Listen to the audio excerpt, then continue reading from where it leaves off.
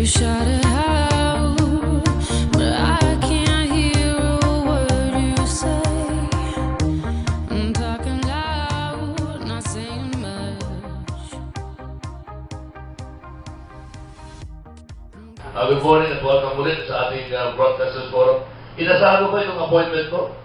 Mukhang binigda mo kami dahil sa, kita mo, Epi, bago assistant secretary ng DILG. Ako, may kakampi na tayo. Kasi magandang umaga. Magandang umaga, Lakay. Magandang umaga sa mga kasama ko sa media. Alam naman ni Kalakay, ako'y broadcaster din sa DWG for a time. Ang panahon niya, nakabuts din sa studio. So, tinatakbo namin yan ni Miss Marupahati sa amin. Anyway, personal na tanong yun.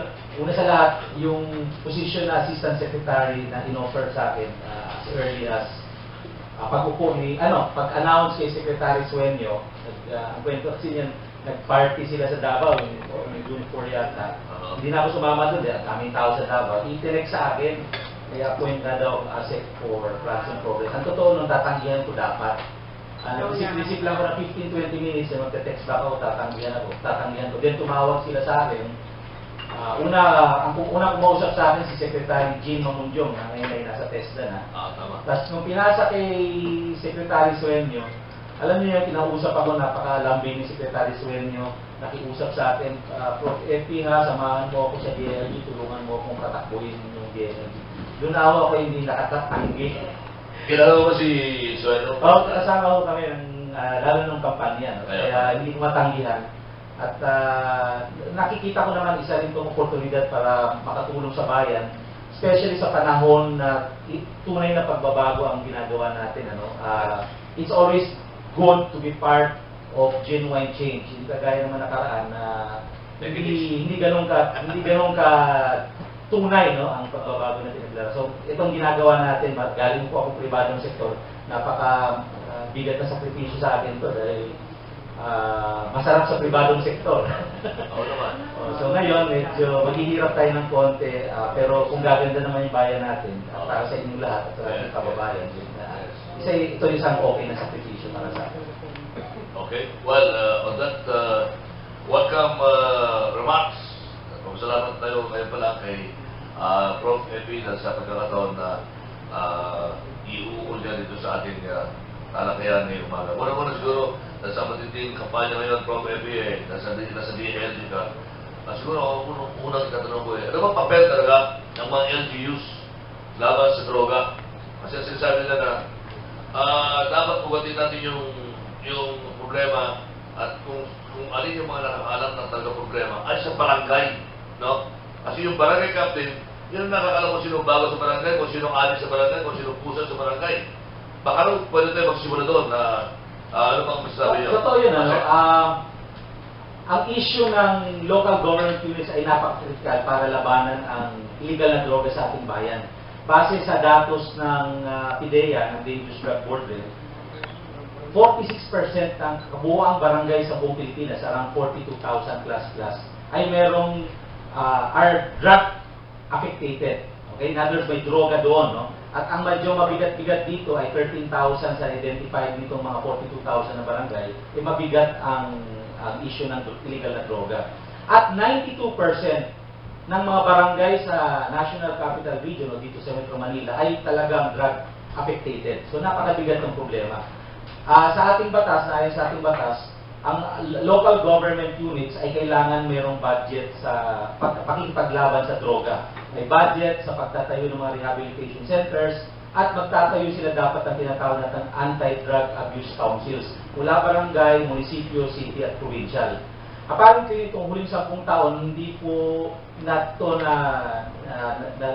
nagamit bilang isang tool para labanan ng droga. At dito po ang dahilan kung bakit napakadaming drug addict ngayon.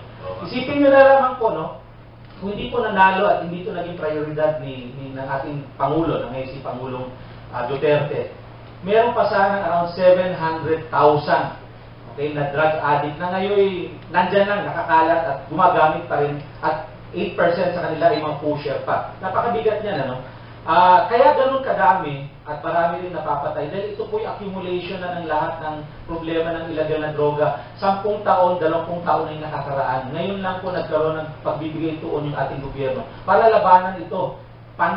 Sabi nga ng ating Pangulo, hindi lang ito endemic, pandemic pa. Ganun kabigat. At kung hindi mo ito napigilan, pag talaga natin ibang Pangulo ang nakaupo at hindi ito naging prioridad, mas probably magiging pareho tayo ng Mexico or Colombia na isang narco state. At ang namumuno po ng ating bayan ay diktado ng mga drug addict at mga drug pusher at mga drug lord. Ngayon, sa kampanya ng ating gobyerno sa issue ng illegal na droga, ganda na po ang resulta. As of last week po, around 700,000 ang sumusuko, both drug addict and drug pusher. Ang drug pusher dito, kulang-kulang 50,000. Ngayon, pagpapaliwanag ko nga kahapon at ng mga ibang mga media briefings, napaka-importante yung pamamaraan ng pag-atake o paglaban sa droga. Saan ba dapat ang punto? Sabi naman ng administrasyon, kailangan habulin mo yung tinatawag na big fish, yung mga malalaking drug lord. Ginagawa naman nila na, nakikita natin sa dyaryo, 1.3 billion, 900 million, sa iba't ibang sulok ng Pilipinas. Pero bumaba ba ang paggamit ng illegal na droga? Bumaba ba ang krimen na may relasyon sa droga? Wala po. Bakit? Sa issue po ng pagninegosyo, napaka-importante yung tinatawag natin distribution channel. Nung araw kasi, dahil tinitira natin yung supply, pag ang isang supplier o yung nagbibigay gumagawa ng isang produkto ay nawala, papalitan lang yan. In fact, ang term nga ni Undersecretary ng DDB dyan, ang Pilipinas pala ay pina-franchise ng mga international drug lords. Ginagawa tayo negosyo. Franchise pina-franchise ang Pilipinas. Ang nangyayari, pag hinuli isang malaking drug lord, ano mangyayari? Papalitan lang ng ibang drug lord. So yung supply nandun pa rin. Parang ano yan pag talaga, halimbawa, example lang naman ito, no? Let's say Jollibee, McDonald's, at Burger King. Lahat sila nagbebenta ng fast food burger. Pag nawala yung Burger King, ano mangyayari? Sasaluin lang ni McDonald's at ni Jollibee. O gagawa ng isang kumpanya na ganoon din. So, walang mangyayari kung yun lang ang titirahin natin. Anong ginawa ng administrasyon ni Mayor Duterte? Nang walang pagkiling whether mahirap ka o mayaman. Kinitil po yung tinatawag nating distribution channel kung saan mo ibebenta at sino ang nagbebenta. So, anong sitwasyon natin? Sa 700,000 na sumuko, sila po yung mga user. So ano ibig sabihin? Yung merkado o yung bumibili ng produktong drugs o illegal drugs na bawasan ng mahigit kalahating milyon. Yung distribution channel o yung nagbebenta, which is the drug pusher, 50,000 mahigit po yung sumuko. Ibig sabihin mo, nabawasan po ang nagbebenta ng drugs. So ano nangyayari? Kung marami kang supply at nabawasan ang nagbebenta, paano mo ngayon ibebenta yan? At dahil wala na masyadong nagbebenta at wala na masyadong gumagamit, ano pong naging resulta? Actual datos na po ito. Ang ating krimen, yung 7 crimes related to drugs plus rape, 8 krimen, bumaba na po ng 49%. Nung araw po, ang pang-araw-araw na krimen, nasa 40 isang araw, ngayon po, 21 na lang. So, 49% ang bagsak po ng krimen. Yung aking kaibigang assistant prosecutor sa Caloocan, alam niyo po sinabi niya sa akin last week, sabi sa akin, Prof, 2 linggo na ako walang inquest ng mga robbery, theft, rape. In other words, wala nang gumagawa ng krimen na related sa droga. Okay? So, nagkakaroon talaga ng epekto at kung Caloocan pa yan, kung sa Caloocan nangyayari yan, much more dun sa ibang mga lugar sa Pilipinas. So nagkakaroon na ng positive effect yung ginagawa ng ating gobyerno dahil kinitil na po natin yung distribution channel. Ngayon, bakit nagkakaroon ng patayan ng mga drug lords? Dahil kumukonti na po yung distribution channel, kumukonti na rin yung merkado, o yung gumagamit o bumibili ng drugs. Ano po nangyayari? Lumiliit na rin ang benta ng mga drug lords. So dahil lumiliit yung merkado nila, kailangan pag-iisin din nila. Naglalaban na ang mga supplier. So nagkakaroon ng tinatawag nating patayan ng mga supplier, pinapatay na nila. Kung ikaw big time drug lord, mawawalan ako ng benta, di patayan na kita para yung kung anong meron sa akin na lang.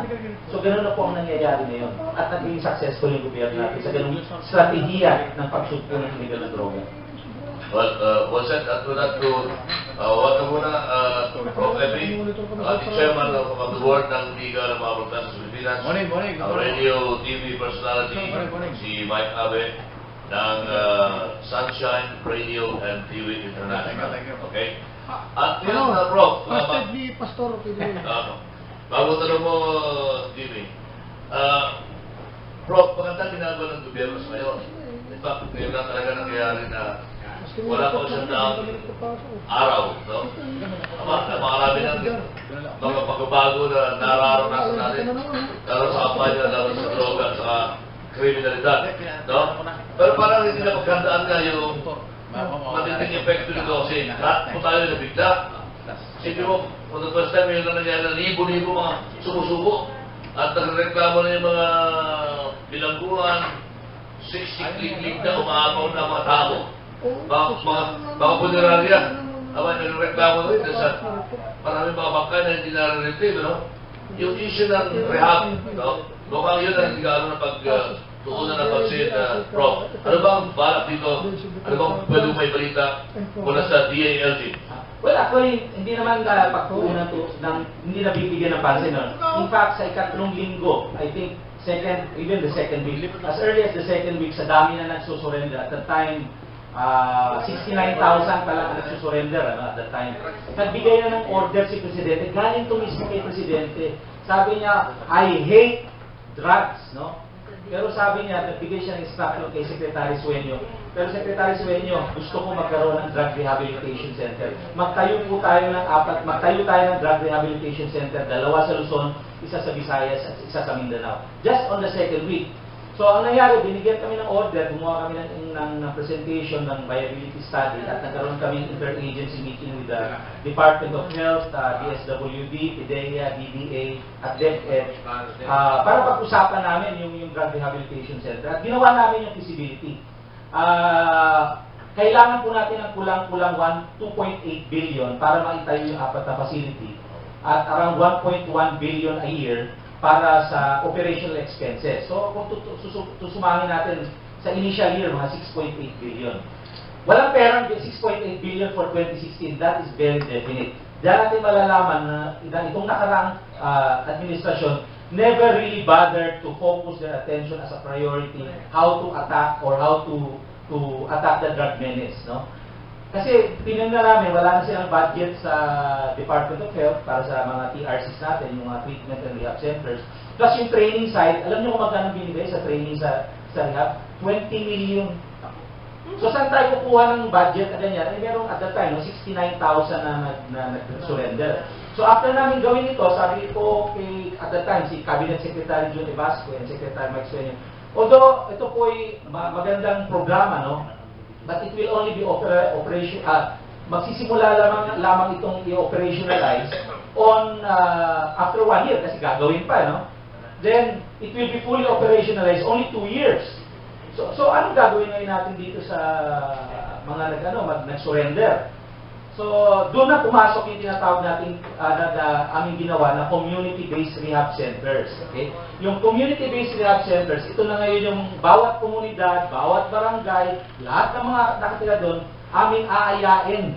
Okay? Na sumamli kayo, mag-volunteer kayo para gawin natin rehabilitation center ang ating mga barangay, ang ating mga komunidad, ang ating mga simbahan, para matulungan mo natin magbagong buhay itong mga ating mga surrenderers. No? Hindi surrenderies, no? Ang term is surrenderers, na mga drug addict.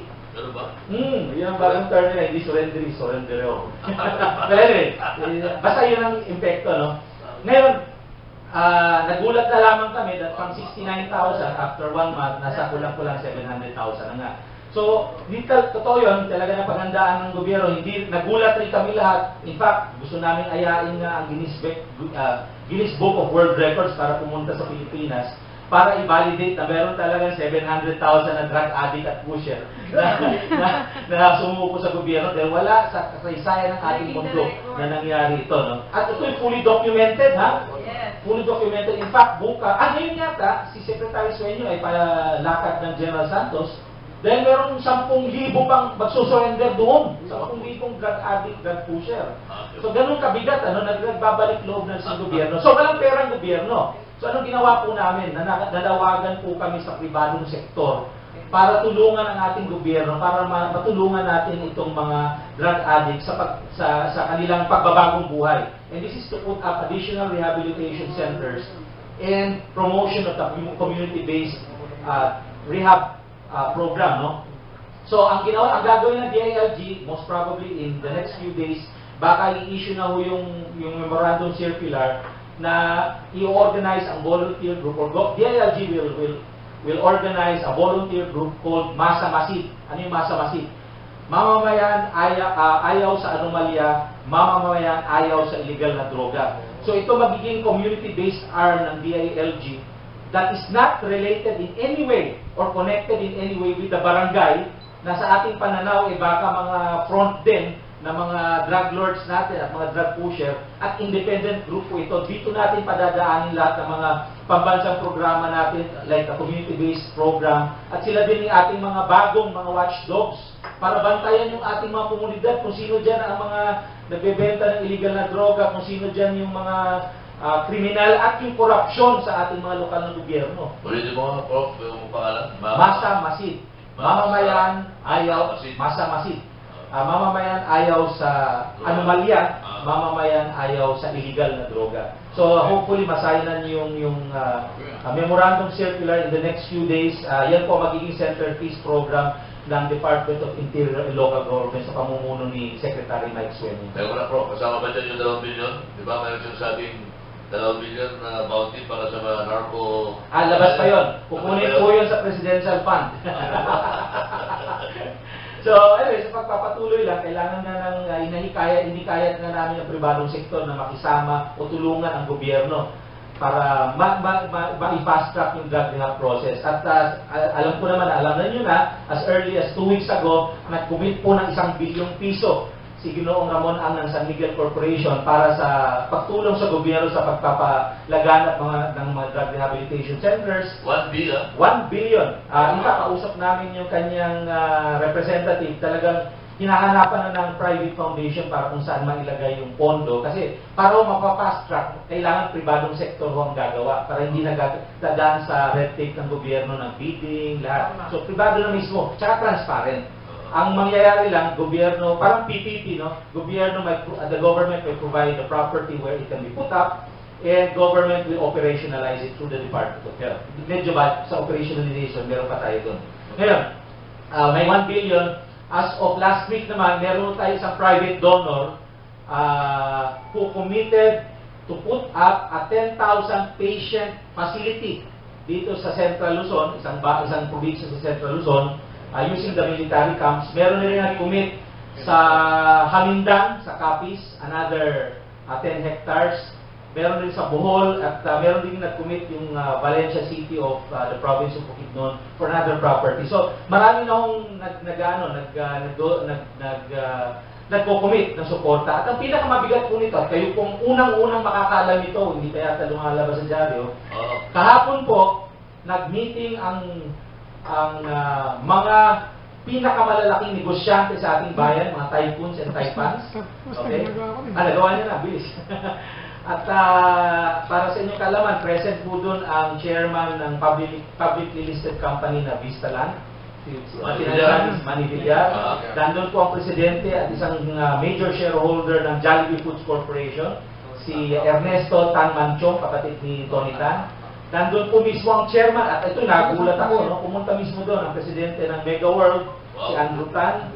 Nandun po ang anak ni Mr. Luier, ito si Representative PJ Luier. Nandun din po ang Rustans, nandun po ang SM, nandun po ang PNB, nandun po ang presidente ng Ayala Foundation. So, nandun din ang GMA, Kapuso Foundation. So, nagpunta po yung malalaking negosyante doon para tumulong, at lahat po sila nag-commit. Ang naging usapan na lang namin, gagawa ho kami ng isang menu na pwedeng pagpilian nila kung saan sila pwedeng mag-commit ng kanilang mga suporta sa drug rehabilitation process. It's not limited to the infrastructure, but also to the materials and logistical needs, or even the detoxification process, o para lang mapaandal yung proseso ng rehabilitation, including suporta sa mga pangangailangan ng ating community-based rehabilitation. Meron bang timetable yan? Meron bang timetable yan? Immediate ko ito. So ginagawa na namin, hopefully within the week, babigay na namin yung menu para sa ating mga negosyante para kung saan sila pwede makatulong sa buong rehabilitation process. Isa ba na bago yung mga questions na ating mga samahan? Prof, maganda na yung tinatakbo ng ating kampanya, no? At in fact, kumaan na papuri sa iba't ibang mga leader na sa Bauteng. Pero isang issue dito na medyo pinalalaki at ang malungkot ito ay napapansin ito ng United Nations, di ba? Kaya may mga rapporteur dito na nagbabantay. Ang lumilitaw na pagtutunan ng atensyon ay yung extrajudicial killing na sinasabi. Oo, at maraming namamatay, lehitimong operasyon ng Philippine National Police para may eradicate ang illegal na droga.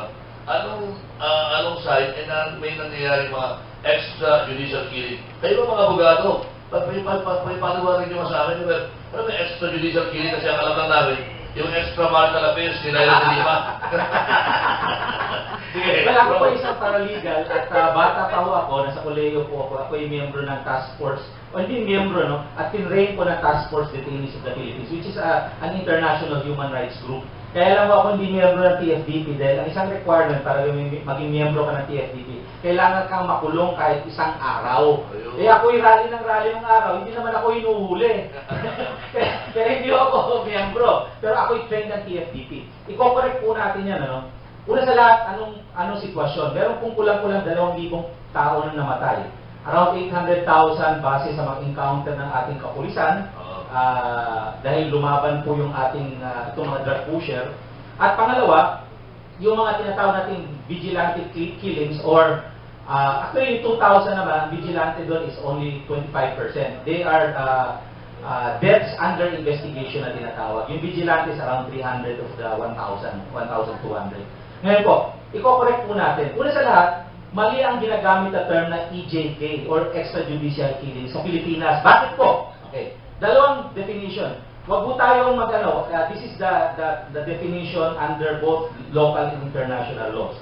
Sa local natin, mayroong tinatawag na Administrative Order 35. Yan po yung issue ng Department of Justice na pinirmahan din mismo ni Secretary de Lima. Dinefine niya extrajudicial or extralegal killings. Ang bakit po doon, merong extrajudicial killing kung ang taong pinatay ay miyembro ng media, miyembro ng cause-oriented group, or miyembro ng mga environmentalist. So wala namang ganun napapatay, no? Okay, so pero sa panahon ngayon, hindi pa yun. No? So on the local definition, wala talagang EJK nung pagkukuha ni Presidente Roddy Duterte, no? On the international side, okay? Pag sinasabi kasi natin judicial killing, okay, the assumption is that country has a capital punishment or death penalty. Kasi judicial killing means the court ordered the killing of a person through death penalty. Okay? Ngayon, pag sinabi mong extrajudicial killing, you are being killed without court order. Parang marital affairs. Marital affairs kasi asawa mo, yung extramarital, labas sa asawa mo. Okay? So, sa parehong definition. So, dahil ang Pilipinas, wala pong death penalty as of today, therefore, based on international definition, there's no extrajudicial killing. Okay. Ngayon, balik tayo dun sa issue ng human rights. Wala rin judicial killing dito. Wala rin judicial killing. Dahil wala naman tayong capital punishment. So, if there's no judicial killing, definitely, there's no extrajudicial killing. So, kino-correct natin now. The term that you might want to use can be a rub-out or a summary killing. Okay? Pwede nyo gamitin yun. Pero i-correct natin. At yun po ang dahilan kung bakit nagpapanik ang UN. Dahil sa paggamit ng term ng extrajudicial killing. Okay. Ngayon, sa issue ng human rights, ito yung babanggitin ko na. Kung ang human rights or ang human rights can only be violated by the states. Wala nang iba. Okay? So halimbawa, kung kayo po ay dalawang pribadong tao, yung isa pinatay yung isa, wala akong human rights violation dyan in accordance with the international law. Merong krimen na nangyari. Merong violation of civil laws. Okay? Pero kung ang gobyerno ang gumawa ng isang, let's say, pinatay kita nang walang kalaban-laban, okay, yan ngayon po nagsisimula ang human rights violation. Kaya nga po, pag pinatay ka ng isang ahente ng Estado, gaya ng pulis, pinatay ka ng walang kalaban-laban, hindi ka lang na-charge ng murder. Yung sentensya mo, tataas pa. Bukod sa regular na sentensya ng isang pagpatay under civil laws, tataas pa dahil may tinatawag na aggravating circumstance. Meron ngayong human rights violation dahil pinatay kita ng walang kalaban-laban. Doon po sa mahigit na 800 na pinatay ng ating kapulisan, lahat po yan documented. Nakita ko po yung documentation ng bawat pagpatay. malinaw po ang order ng Presidente at kukumpletuhin ko po yung statement ni Presidente Duterte. You kill them if they fight back. Hindi sinabi ni Presidente, you kill them. Okay? You kill them if they fight back. At sa lahat ng 800, documented po yan. Lumaban po ito. It's up to now, kaya ako okay lang sa akin yung Senate investigation. But the Senate investigation must prove that these people were killed without any, yung hindi lumaban. Dahil yan po, meron na tinatawag na human rights violation. So, ipinapaliwanag kung gano'n. Ngayon, dito ko yun nakita yung punto na talaga namumulitika itong ating mga nagsasalita laban sa ating gobyerno. No? Mismo, si Chairman Chico Gaspon, who's supposed to be the chairman of the Commission of Human Rights, and also high official of the Liberal Party, binanggit niya in media that this government is making a crime against humanity. Okay. The term crime against humanity is a term under the international humanitarian law. Okay? The international humanitarian law is the law that governs or that is invoked during times of war or armed conflict. So kung merong barilan, may civil war, okay, merong pangdaigdigang labanan, the international human rights law, which many of the countries of the United Nations signed, governs that. Okay, kasama na din yung genocide, yung mass killing, yung nangyayari sa Syria. Dahil hindi po naiintindihan ating publiko, akala nila totoo. So, as sa Pilipinas po, walang crimes against humanity. Walang pinapatay dahil in the first place yung terminology yan, hindi po ginagamit yan. Dahil po tahimik ang Pilipinas, during peacetime, what governs us is the international human rights law, the International Convention of Civil and Political Rights, International Convention on Economic, Social, and Cultural Rights. Ngayon, kaya gobyerno po ang nag-commit lang ng human rights law violation dahil sila po ang signatory ng Universal Declaration of Human Rights. Okay? Kaya binabantayan ng gobyerno kung sila ba yung HR violators. So ako, sa aking pananaw, unless they can prove that these were summary killings o walang kalaban-laban yung pinatay, as far as we're concerned, the killings were a result of legitimate police operations. Lumaban po sila, kaya bumaril. Alam nga naman yung police, hindi niya pagtanggol yung sarili niya. Kailangan niya rin ipagtanggol yung sarili niya. Karapatan po rin niya ipagtanggol kung buhay niya ang nakasalalay sa isang operasyon. Kailangan lang i-prove. At ang kagandahan po nito, no, meron din mga police na sa pananaw ng ating gobyerno, hindi lumaban at nakapatay, kinakasuhan naman po. At saka yung mga kapulisan natin at pananaw nilang medyo may collection sa illegal na droga, ngayon po yung nakasuspindi. At ginagawa talaga ng gobyerno yung nangyayari. At lastly, yung sa issue ng vigilante ilang, banggit ko nga, walang human rights violation dyan, merong krimen na nangyayari, at lahat po ito iniimbestigahan ng ating gobyerno. Kasama na po yung pagkamatay ng mga alleged drug lords sa Iloilo, yung mag-asawa, iniimbestigahan rin ngayon.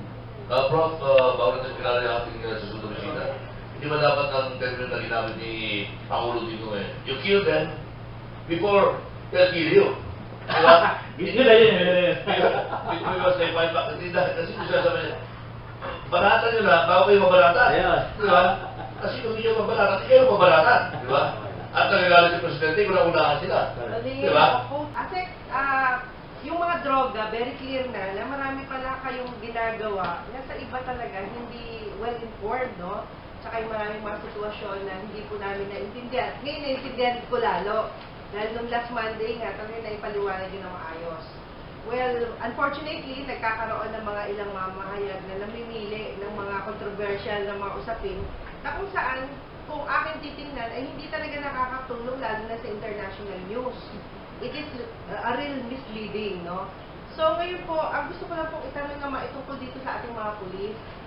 Nangyari po kasi, alam namin, bago pa lang po kayo, siguro isa na rin itong tulungan ninyo sila, yung mga kapulisan po natin na kinakapos ng pera, pagkatapos yung kanilang arma life o barel ay sinangla, no? Na nagamit nga ho ito sa isang krimen, na kung saan dun lang napatunayan, ito yung nangyari po sa Station 10. napatunayan na yung palang baril na nakapatay dun sa ilang tao na hindi na yung pulis ang may gamit, pero sa kanya nakarehistro.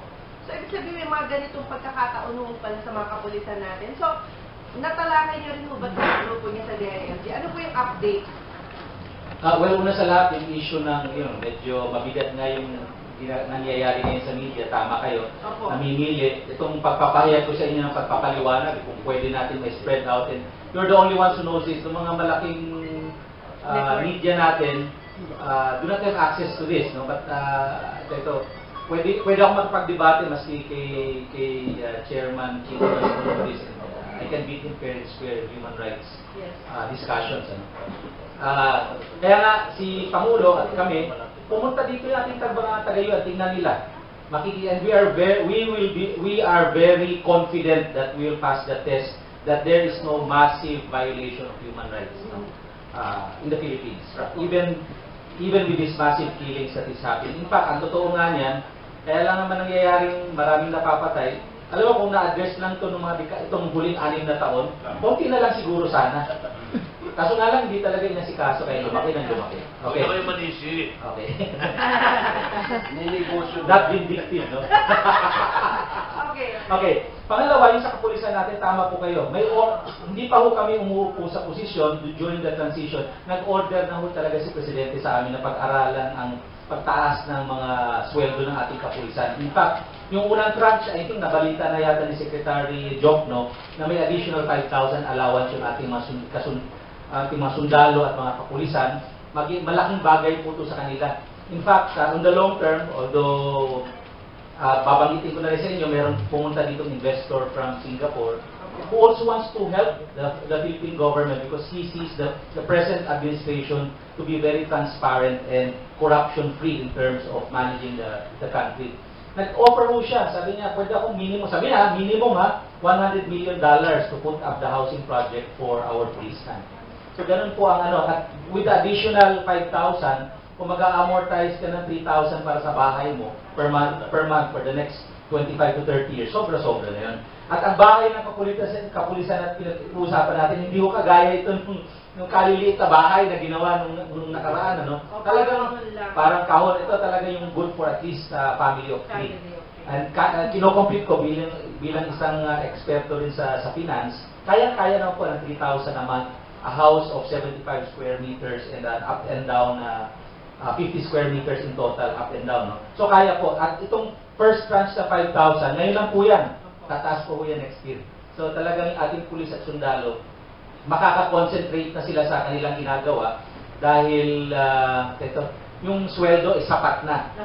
Nasa roadmap na. Hindi lang natin maiwasan talagang unless people become angels.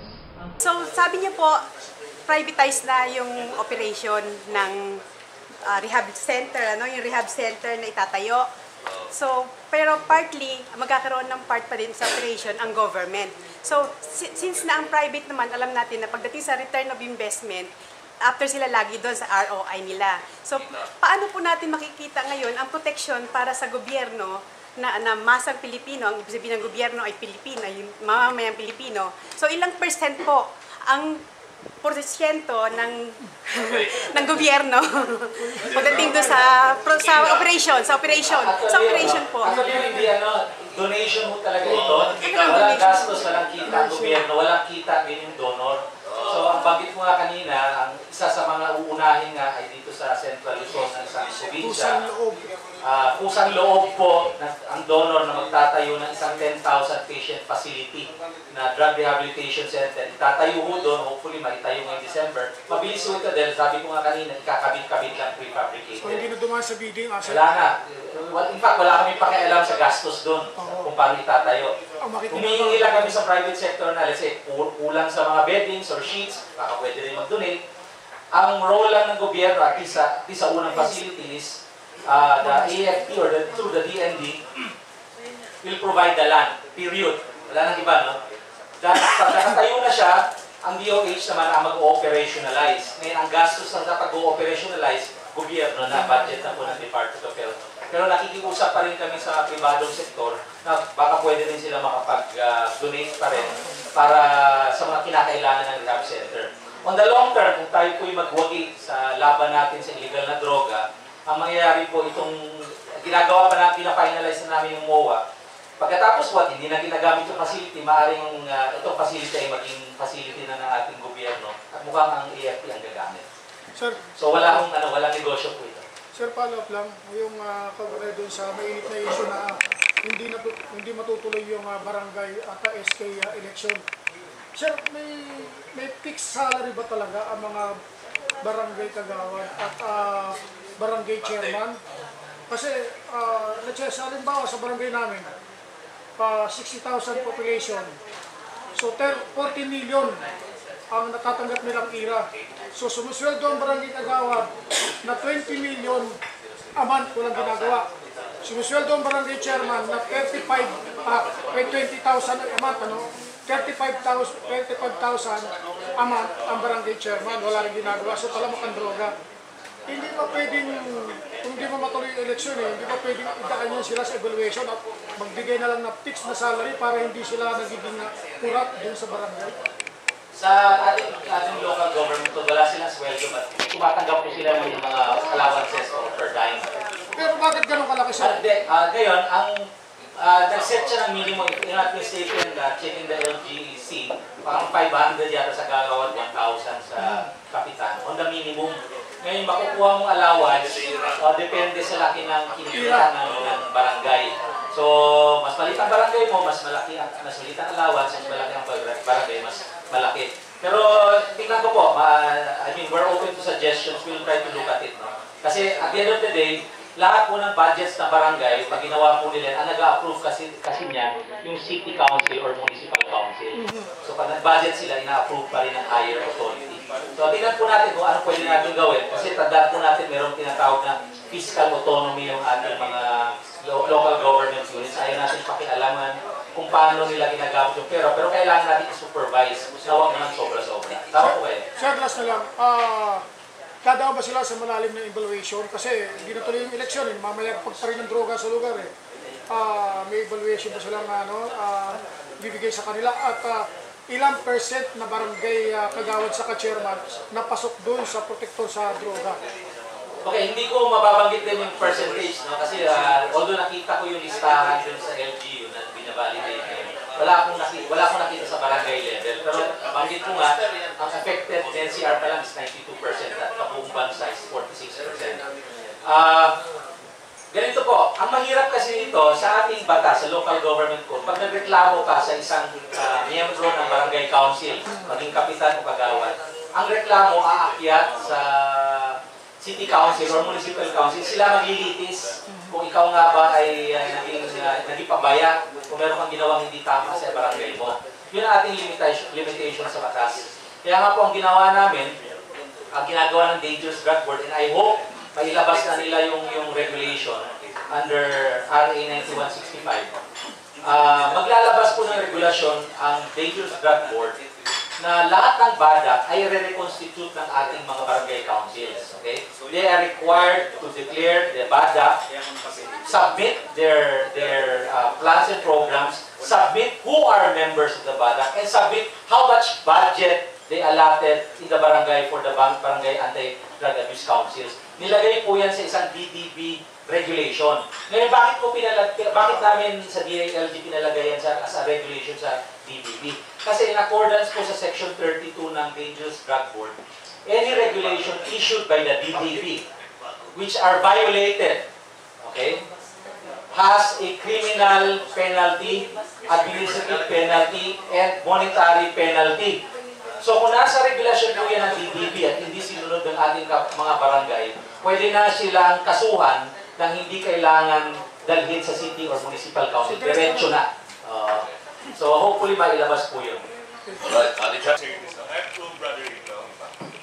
Nirehab pareho yan. Okay. Ang contrast is, the other one, sa Bikutan, okay, yung many years ago, binitbit, tinutubig, hurt sila sa mga kulungan, they were forced to do so many things na hindi gusto nila. My other brother-in-law, naman, Pwede ba ako there is ipasok ng a resource? rehab center, you pay hundreds of thousands. Oh, mahal. Mahal rin. May system na rin. And then they will rehab you. May tinex ako dyan. Paglabas mo doon, you feel so good. About sa Eh, may pera ka, punta ka na Spain, back to drugs again. What I'm trying to say here, there is a context of rehabilitation. Roger. One for the hoi polloi, okay, which is Pwede, share ko na ko. Bikutan way, saka yung upskill way, no? Yeah, I'm sure we all know, baka depend Butin on ko the to basement. sa Polo, tapos na. Siguro, because of their experience, no? Yung mga taong sabi, i-rehab ka, they get scared. Pag sinabing bikutan, takot sila. So sabi nila, huwag na lang, I rather be where I am. Siguro that's where the information drive has to happen. The goodness of rehabilitation. That's a good question. As I mentioned earlier, as early as the second week from the time President Duterte came into power, he already ordered the putting up of additional rehabilitation centers. And with that, after we made our study, feasibility study, there was an interagency committee created, which included the Department of Health, DSWD, the church-based or faith-based groups were also represented from the private sector. DILG, of course, PIDEA, DDA, DepEd, TESDA. We all agree that the drug dependent is not a criminal. That the drug dependent is sick. No? They're sick. Medyo may masakit sila. That's the all agreement. I've also discovered na kailangan talaga alagaan yung mga, ito base sa sabi ng mga doktor sa DDB at DOH, ang addiction ay isang sakit, no? At ito yung sakit na hindi na talaga mawawala. Kaya ang tawag nga sa pag nagre-recover, ang tawag sa isang drug addict is recovering drug dependent. Na kailangan alagaan hanggat sa rest of his or her life, kasi babalik at babalik yan kung hindi maalagaan ng gusto. Na tama po kayo, kaya nga ginagawa po namin ngayon, pinakita sa amin ang programa kung anong gagawin para dun sa drug rehab centers. Again, there's already a 10,000 capacity, patient capacity that is being put up. Maluwag po siya, may recreation centers. And there's also a community-based rehab centers which will be led by what we call the UBAS, yung ugnayang barangay at simbahan. So it will be the church-based or faith-based organization who will lead the rehab process in the community-based program. Dahil ayaw nga po namin ng ganon. So kasama na po doon, maraming programa po, kasama na doon yung pagtatanim, kasama na doon yung mga arts, kasama na doon yung alternative learning system, kasama na rin dito yung patuloy na ating mga pamilya will be part of the community. Kaya lahat, the community should be involved, the private sector must be involved. At ito yung kadahilanan, para sa ngayon lang nakarating, na itinatatag namin, or DILG is now initiating what we call the Masa Masin, or Masa Ayaw sa Alimalya, mamamayan ayaw sa illegal na droga, so that the whole community will be involved. Government or the specific the barangays will not be even attached to this Masa Masin, para mismo ang pribadong sektor, the volunteer group will take care of these things that are happening in the community. This is now what we call people empowerment. And this is what we want to try to do in the local government. Thank you, sir, for the feedback.